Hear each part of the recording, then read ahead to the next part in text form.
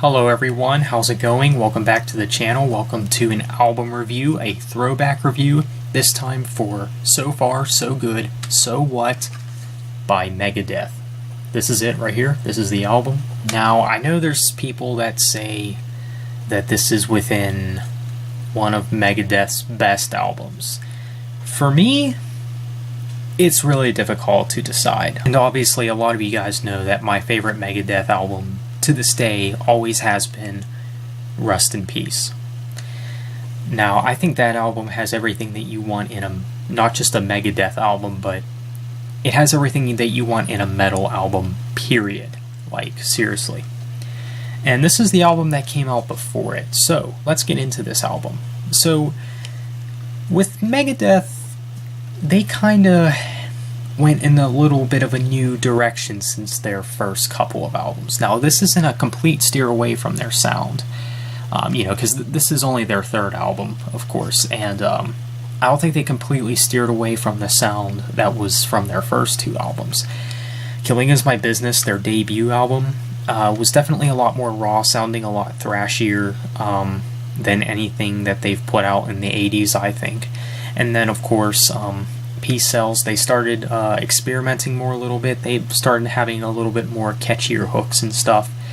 And with this album, I know some people have said that this album feels very like thrash metal and punk rock influenced, and I can see that a little bit. And you can really hear that with some of these songs. Set the World Afire has to be my favorite track on this album. It has this sort of like radio interlude at the beginning, like this introduction that just leads up to the song.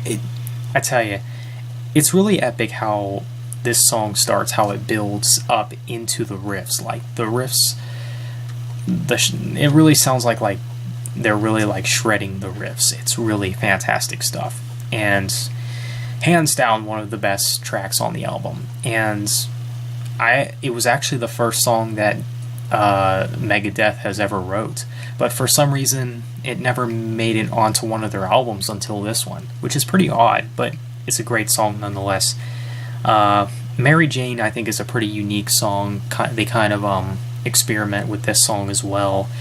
And In My Darkest Hour is another highlight, of course. Dave Mustaine wrote this song for Cliff Burton from Metallica, I believe shortly after he passed away.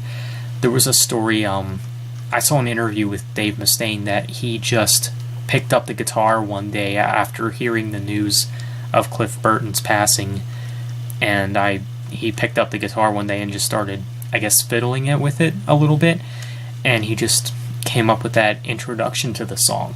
And I really love it. It's really memorable. I love the instrumentation in the song. It's probably the best thing about this song.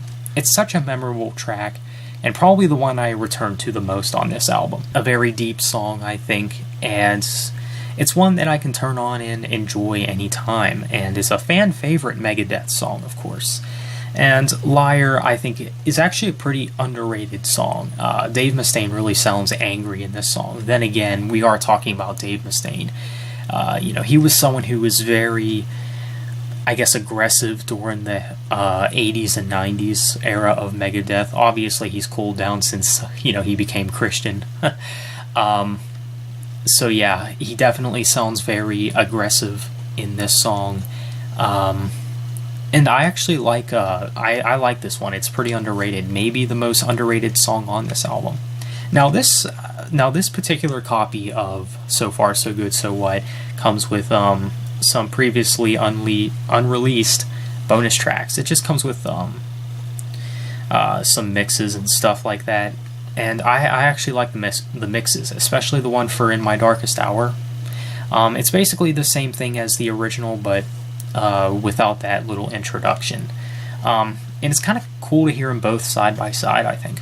So overall, guys, I think this is a really good album. I know there's a lot of people say that this is Megadeth's most underrated album, and I actually might agree with that. If it's not this one, then it's either this one or Cryptic Writings. Cryptic Writings is another underrated album, but I still like So Far, So Good, So What on its own. I think it's a great album. If you're looking to get into Megadeth, would I recommend you start with this one? I guess you could, but I'd recommend with Peace Sells, honestly.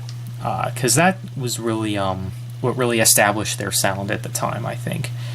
But yeah, I think this is a great album. 8 out of 10. That's what I'm going to have to give it.